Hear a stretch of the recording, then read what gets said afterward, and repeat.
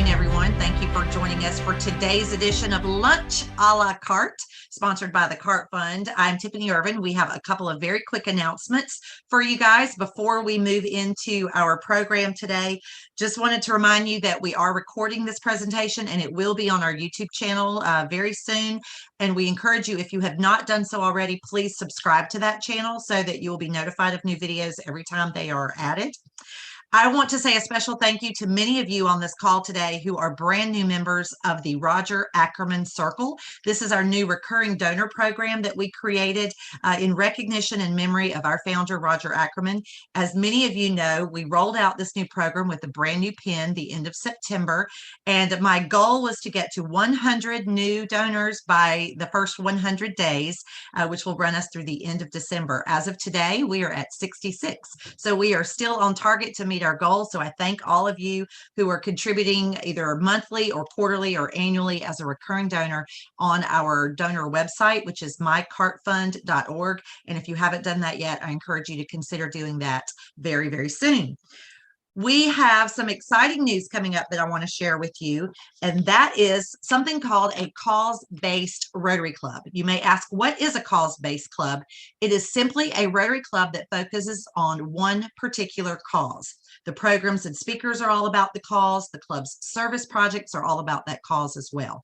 For example, a cause-based club could focus on serving veterans or ending human trafficking, or perhaps even finding a cause, treatment, or prevention of Alzheimer's disease.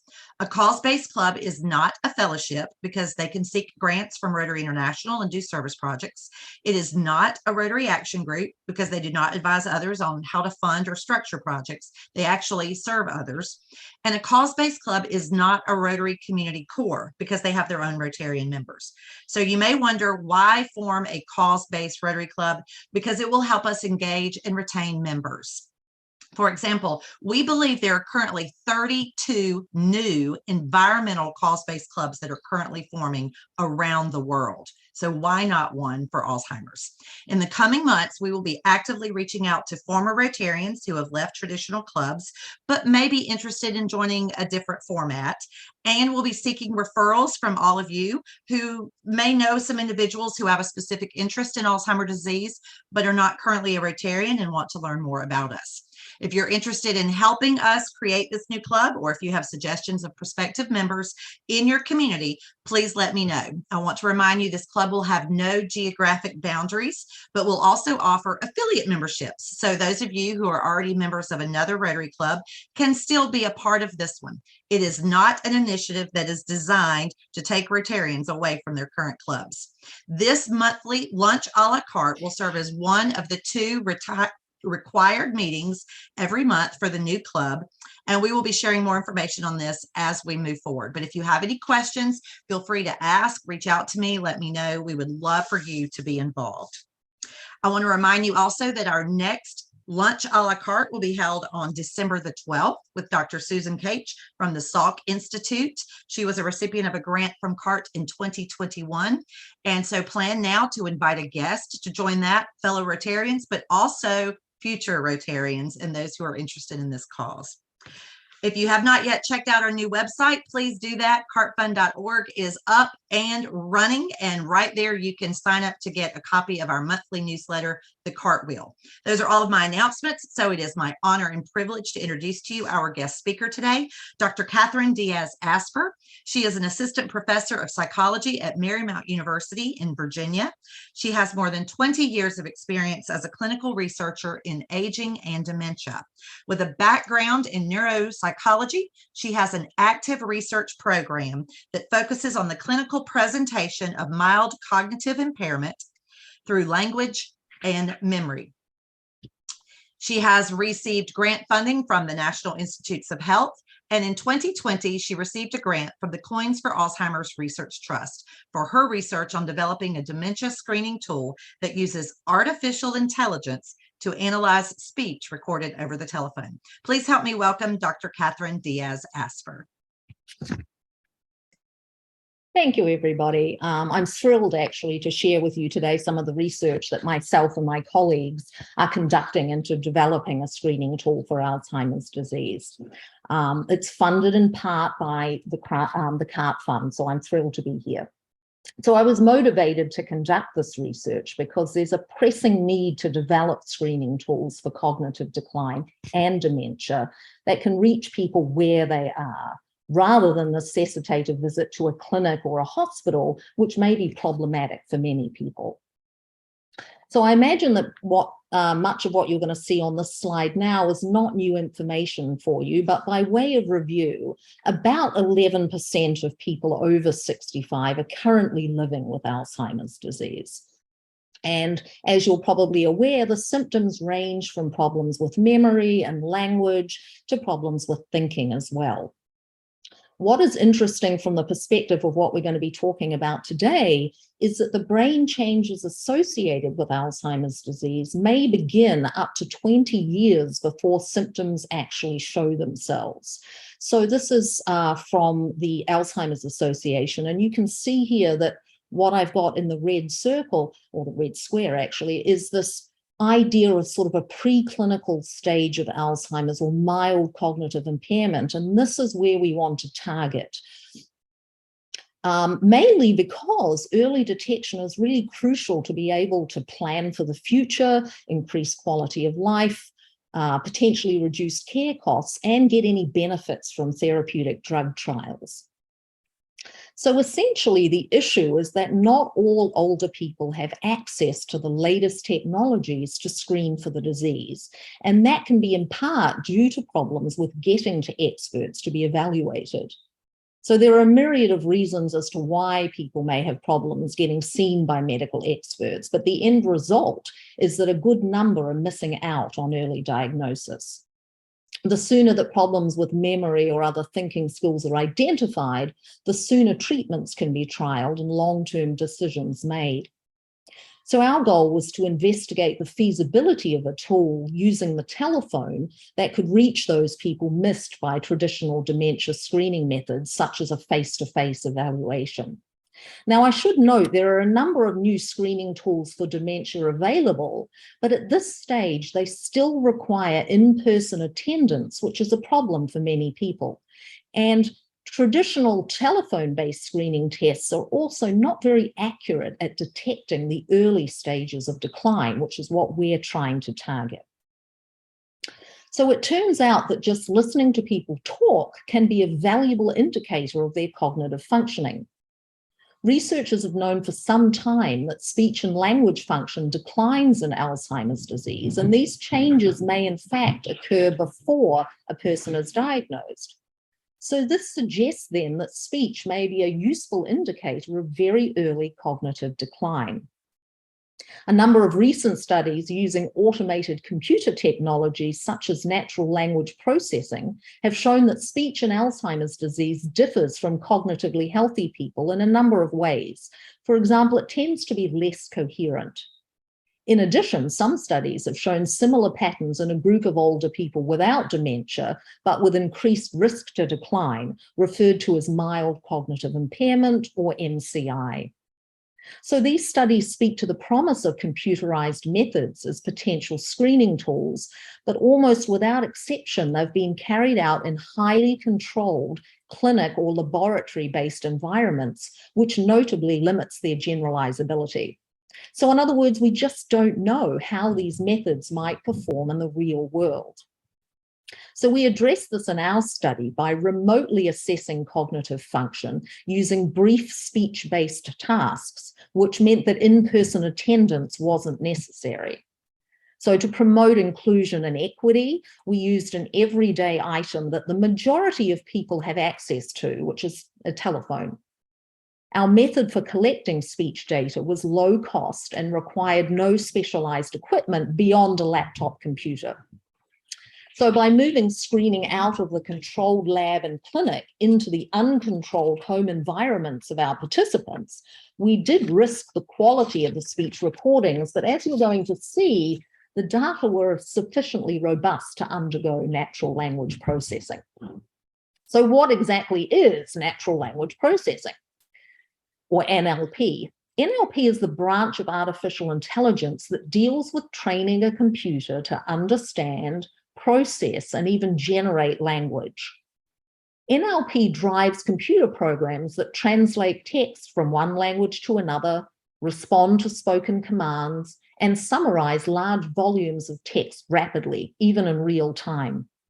In fact, there's a good chance you've interacted with NLP in the form of voice-operated GPS systems, digital assistants, speech-to-text dictation software, and other consumer conveniences.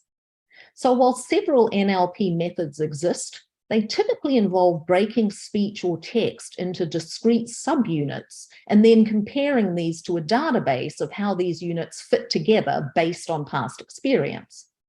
So in our case, the NLP analysis of a participant's speech was based on a comparison between what they said and a database which consisted of about 3 million words from the Google News corpus.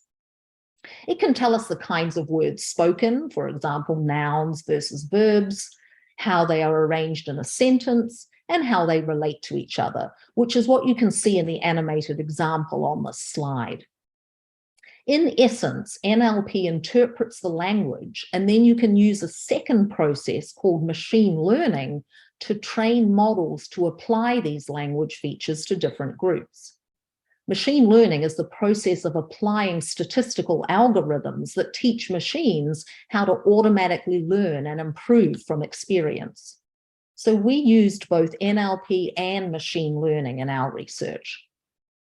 So let's talk about what we've done so far. This initial phase of work was funded from a previous grant from the NIH, whereas our current work, which is still underway, funded by the CART Fund, extends these findings. So our participants in the first phase of our study consisted of 29 healthy older people, 30 individuals with mild Alzheimer's disease, and 32 with the intermediate condition MCI. They were referred from a memory disorders clinic and contacted via their home telephone. They completed a brief interview, which consisted of a modified version of a telephone-based screening test called the Telephone Interview for Cognitive Status, or TICS, which you can see at the top here, in addition to 2 speech tasks that were recorded. One was a semantic verbal fluency task down here, where participants had to generate the names of as many animals as possible in 1 minute. And the other was a free speech narrative in which participants recalled a favorite memory from childhood. So these speech portions were later transcribed by a researcher to ensure accuracy and to remove any identifying information prior to undergoing NLP and machine learning. Participants also rated their levels of enjoyment with the interview process, as it's important that we learn whether this is an approach that might be considered intimidating or not. So this data was fed through our machine learning algorithm, which then classified participants based on their speech. So let's look at some of the results of this work. First off, participants rated separate portions of the interview on a 1 to 10 scale in terms of enjoyment, ease, and lack of anxiety produced. As you can see in this graph here, completing these tasks over the telephone were favorably rated, with the recall of a childhood memory on the far right rated as the most enjoyable, easiest, and least anxiety-provoking task. We also looked at how well current automated speech recognition technologies did in terms of being able to transcribe the participant's speech. So we compared the automated speech recognition software with transcripts of the speech that were transcribed by a researcher and found that the automated speech recognition was frankly pretty terrible. A word error rate of 63% means that the software missed or completely incorrectly guessed words well over half of the time. Probably this is because these systems are not trained to recognize speech from older people's voices. They're pretty much all trained on young people who, their diction is different. So we decided then to use the human researcher transcripts for our subsequent analysis, knowing that the automated speech recognition just wasn't up to snuff. So next, we looked at machine learning modeling to predict who was in each of our three groups: healthy controls, Alzheimer's disease, and mild cognitive impairment. The top three natural language processing features chosen for the machine learning modeling were how coherent people were in the free speech task, and the number of unique animals spoken, and the number of categories of animals spoken in the semantic fluency task. So we use these three features to train a machine learning model for classifying participants who were labeled as either cognitively healthy, MCI, or Alzheimer's disease. So our best model was 62% accurate overall, meaning that it correctly guessed which group a person was in based on just these language features 62% of the time. So this graph shows those top three features applied to all three groups.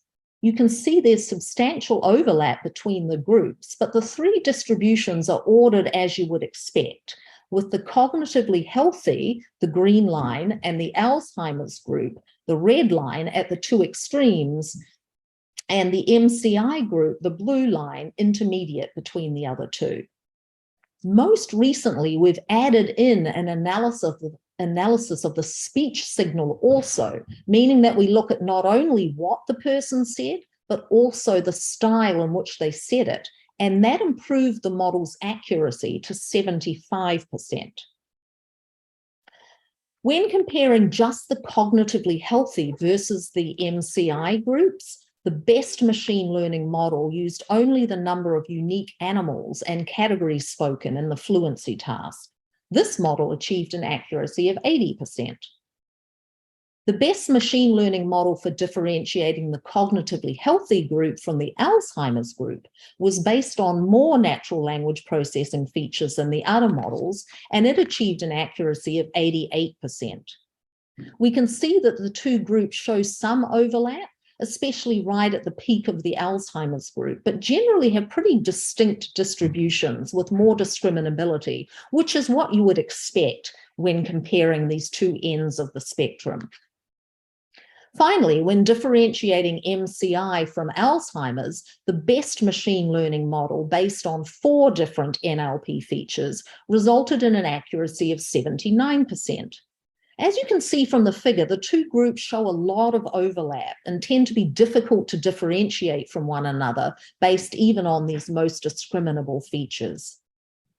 So overall, our machine learning models do a pretty good job of predicting whether a person has Alzheimer's disease, MCI, or is cognitively healthy based just on their recorded speech from these two tasks.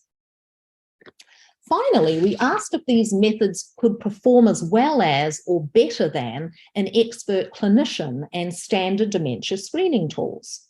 We asked a neurologist specializing in the diagnosis of dementia to label the written transcript of each participant's free speech response as belonging to one of the three groups.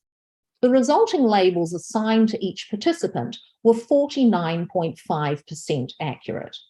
As you can see from the table, our best machine learning model for classifying the three groups was more accurate than the clinician and than 2 traditional screening tests: the telephone interview for cognitive status, or TICS, and the mini mental state exam, or MMSE.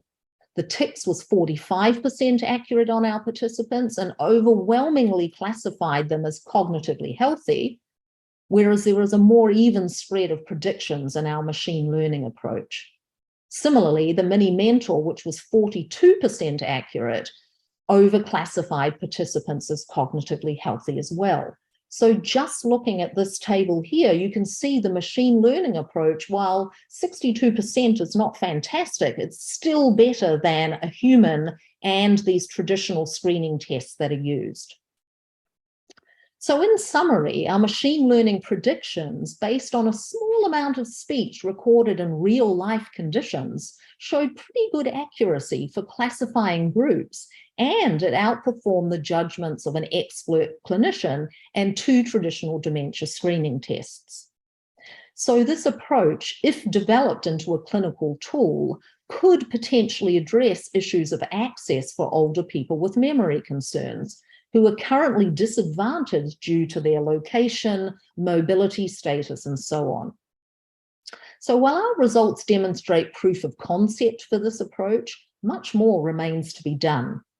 In phase 2 of our research, which is ongoing right now and funded through the CART grant, we're following up with many of these phase 1 participants to see how many have declined over time and to see whether our machine learning models could predict that decline in advance.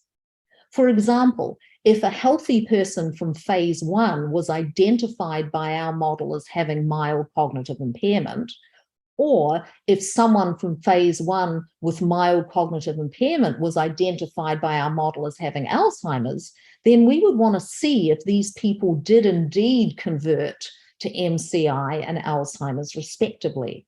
If so, then the predictive ability of our model would be confirmed. Now, sadly, because of COVID, our ability to recruit participants for the study was put back by about a year.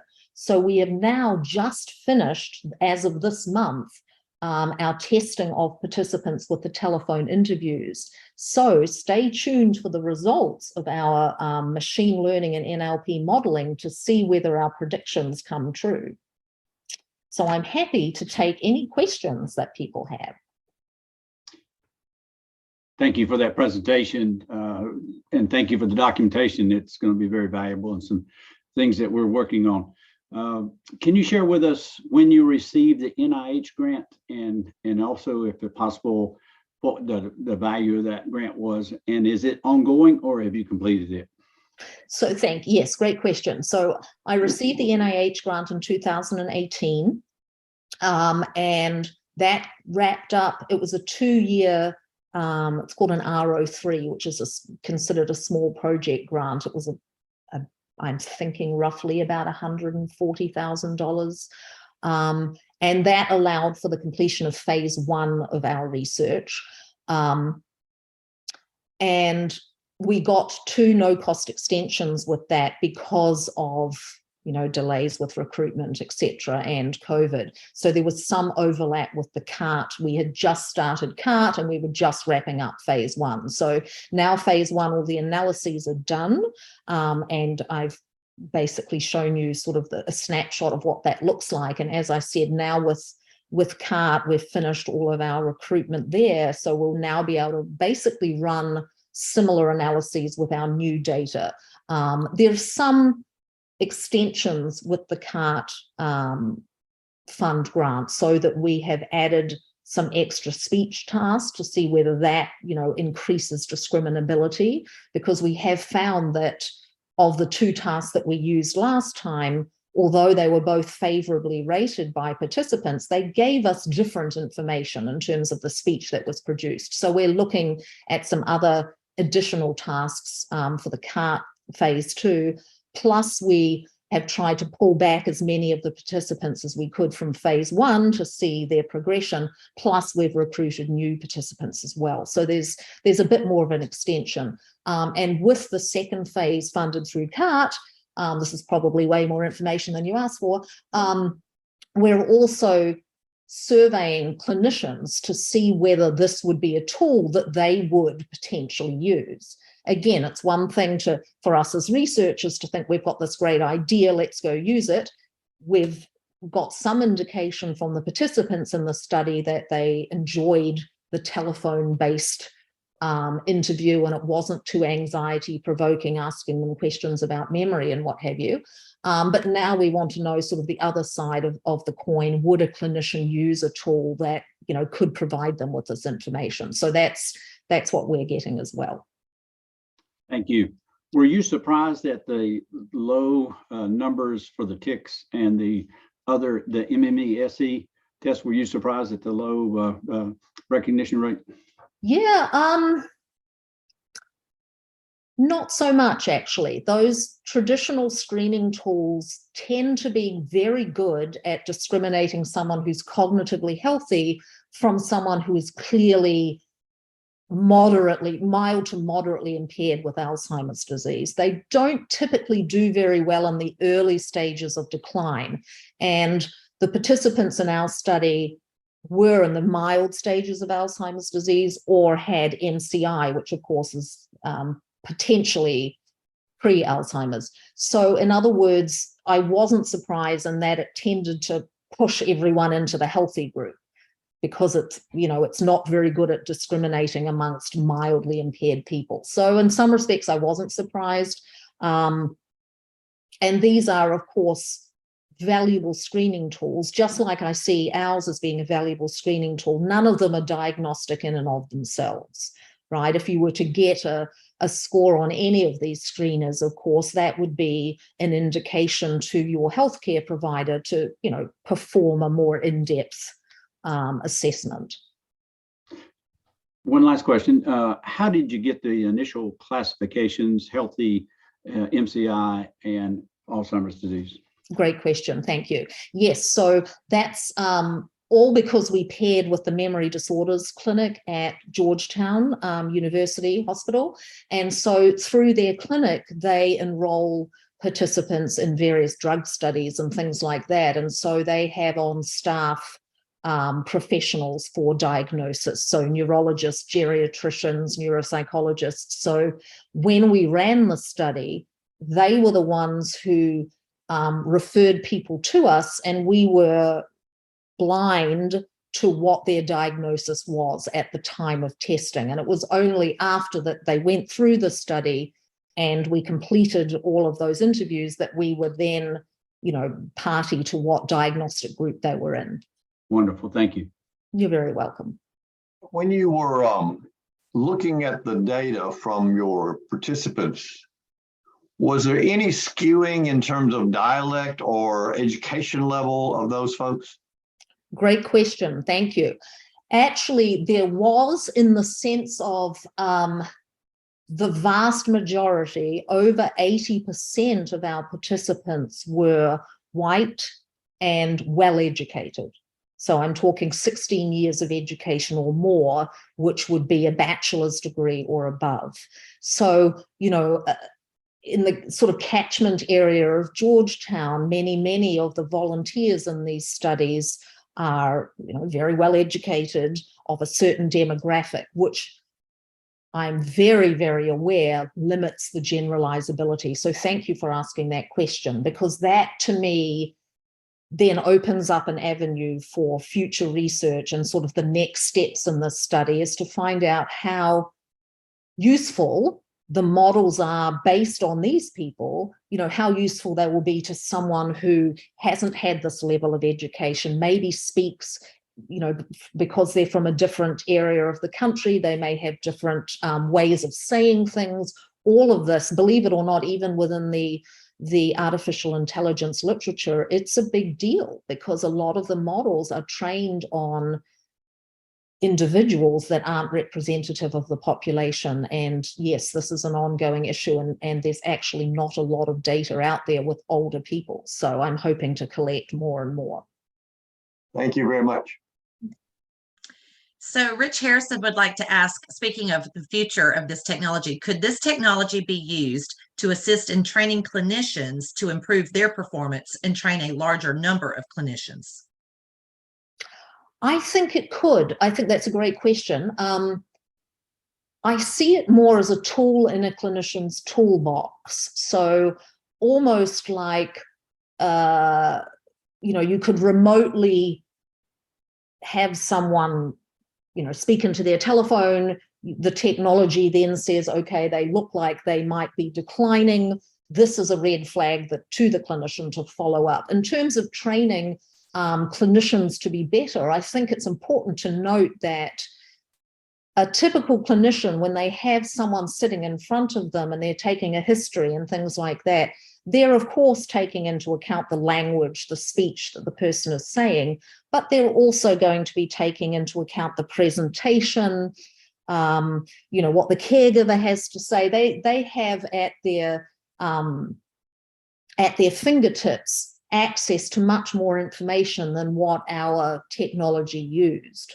So that would suggest then that a clinician could be much more accurate in their diagnostic determinations than what was shown in our study. Because remember, in our study, the clinician only had a transcript, a written transcript of what the person said about a favorite childhood memory. So they didn't have the person sitting in front of them. They didn't have any caregiver or other information. They didn't have any history.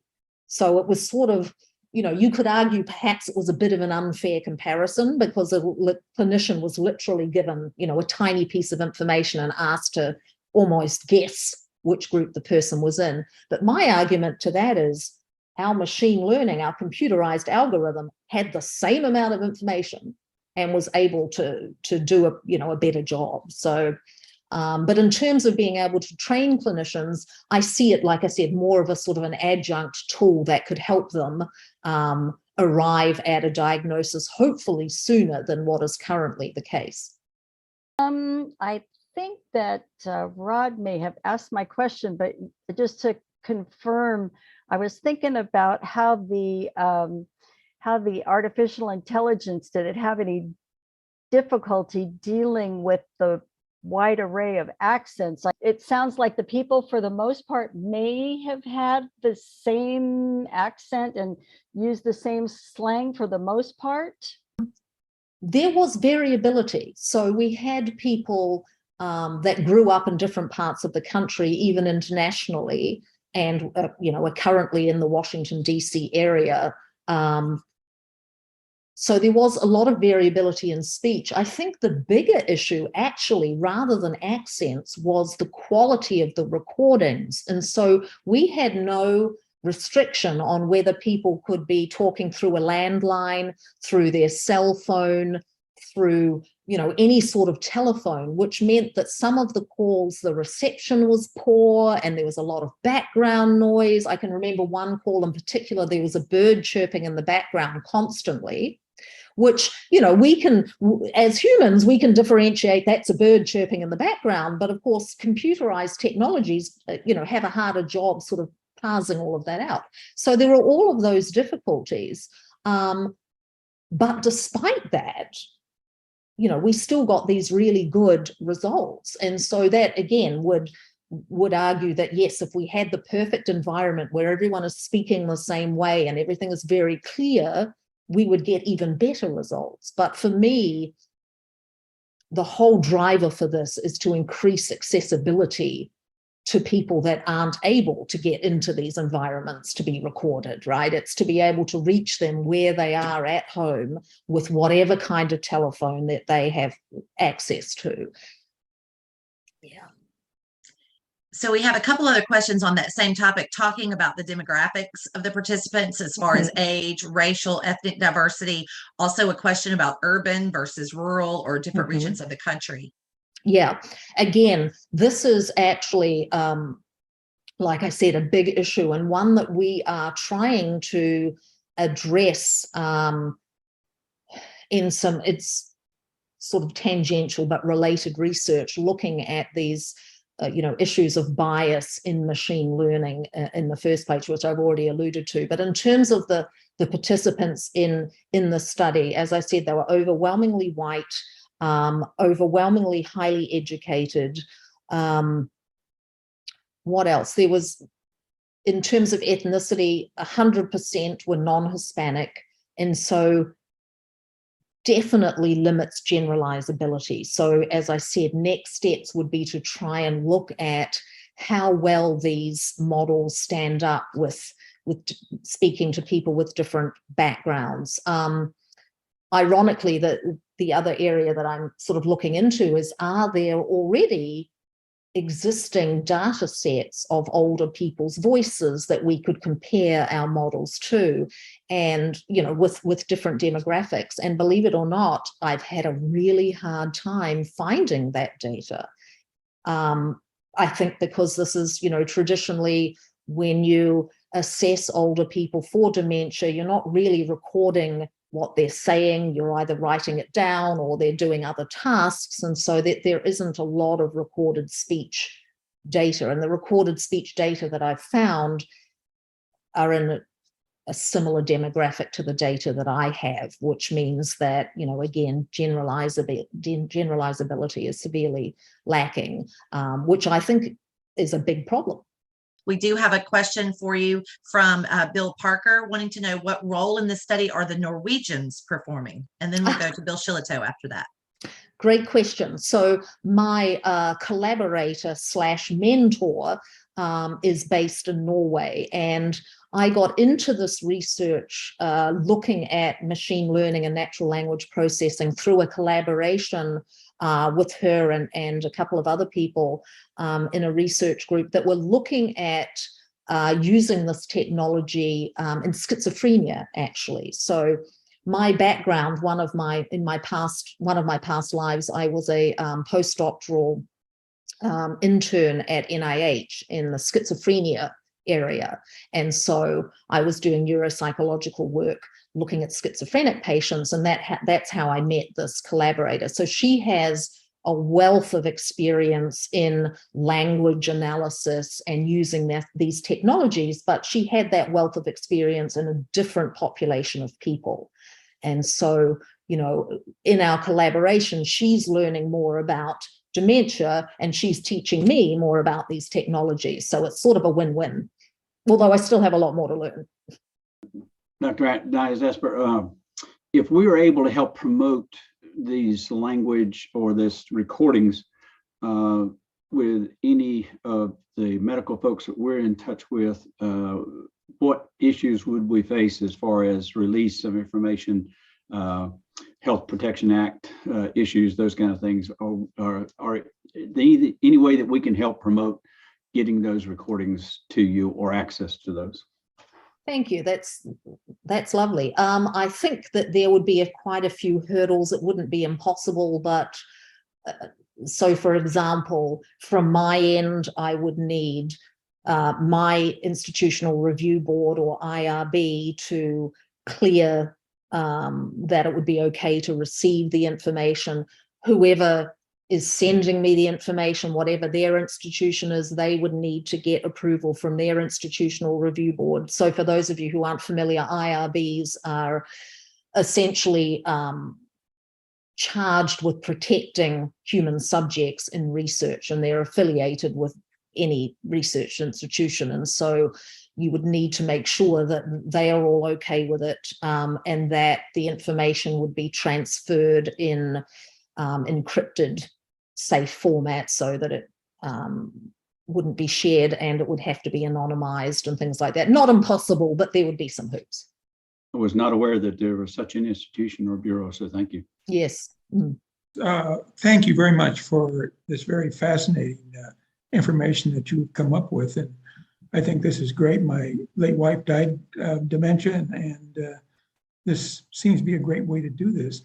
My question is, in practicality, how would you initiate this with an individual who may or may not even think that he has or she has dementia? How would this be initiated in practice? That's a fantastic question. It could be done a number of ways. I mean, I see it certainly in the research. We've reached out, or Georgetown has reached out to participants and said, would you like to participate in this telephone interview? But in practice, if it were an actual tool in use, I could see it being used by clinicians who have perhaps patients that are unable to get to the clinic regularly, or for whatever other reason are not able to be seen, so that the clinician could actually reach out and say, I just need to talk to you on the phone for a little bit, or have this tool do that. So this raises another very important issue, and the feedback that I've had from participants so far tells me that this technology is not yet ready to be fully automated. So it's not the kind of thing where you would call a number and some robot says, please tell me about a memory from your childhood. That would not work for a number of reasons. One, as many of you are aware, when you have these automated calls, when you call in for your insurance or something else and you don't get a real person, it can be very frustrating. Secondly, I found with working with this population is that people need reassurance, even for, even if you're telling me, a favorite memory from when you grew up. It's often nice to be able to get feedback from the person on the phone saying, oh, tell me more, or that was really interesting. When did you do this? Or why did this happen? And that encourages the person to provide more speech. Plus, it sort of puts them at ease. And so I think a fully automated system, at least at this, I haven't got my head around how that could actually work. So again, sort of the cold calling thing would not work at all. It would have to be initiated, I think, by a healthcare provider or potentially someone in the community who thinks, I want to know, is my memory okay? Can I call this number and find out, kind of thing? I guess that could be possible too, but there'd be all sorts of logistical issues, I think, to overcome. I also see it being helpful sort of to track people over time, maybe not just a one-off. So the beauty of a technology like this is you could do the same thing again and again and again every few months. And as long as you're speaking about a new topic, right, there's no issues with having to remember anything. It's all new language, but the computer can still analyze it. It means that people could be tracked over time to see if they're stable on a medication or declining or getting better or what have you, or just having a bad day, right? Sometimes you have a bad day, you don't want to talk a lot. Well, that can't be diagnostic in and of itself. So I think I see it as a tool in the armory that could be very helpful to clinicians, but it's a tool that I see as much more accessible to people than what is currently available, right? A lot of, even with the pandemic, we found that just with healthcare in general, we had to sort of launch into using telemedicine, which for many people worked great, but that also restricts access for people that don't have computers and smartphones and things like that. So this is something that relies on just low-tech technology. Your initial trial had some folks in it. Assuming that you expand the trial, just pie in the sky kind of thing. Assuming what sort of privacy impediments do you foresee having to overcome in terms of information about who's in the trial, so that we can expand this to a greater audience? There aren't, because in terms of, as long as the person agrees, consents, goes through the whole consent process and signs the HIPAA form and all of that sort of thing, which basically says, I agree to my speech being used for this research. I agree that my basic medical information is shared with the researchers. So for example, I would know what their diagnosis is, and if they have exclusionary medical reasons, like if they've just had a stroke or something, we would not be able to use them, things like that. But other than that, there's really no impediments, because as you see, when I report the data, there's no one individual that you could pick out. When we go through and someone tells me about a favorite memory from their childhood, I suppose it's conceivable, if they talk about, I grew up in this town and this year and my best friend's name was this, it might be possible to find out who they are if you cared enough. But what we've gone through and done as the researchers is we've taken out all reference to people's names and things like that. So there's no identifying information in there. So in terms of privacy and confidentiality, hopefully we've dotted all our I's and crossed all our T's. So it shouldn't theoretically be a problem. Thank you. Sure.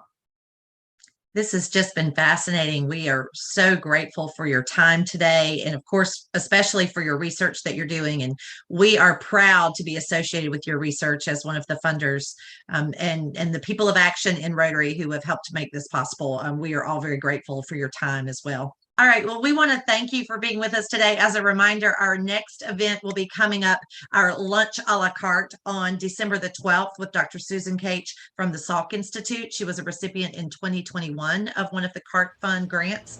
And so we look forward to hearing from her at that time.